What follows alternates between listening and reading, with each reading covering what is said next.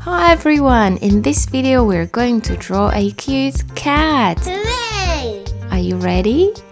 Let's begin. I start with drawing an oval.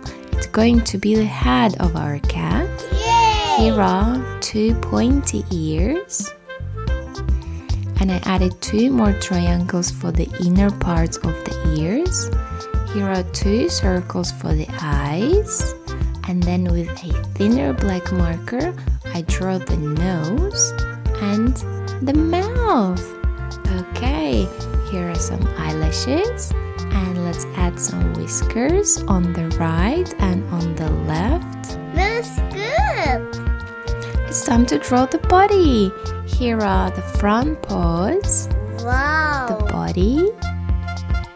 And something is missing, right? Yeah, the tail. Good. Now it's my favorite time to color. I color in the nose and inner parts of the ears with pink. And our cat is going to be green. No! Oops. Sorry, it's not green. What color is it? Can you help me? That's right. This color is gray.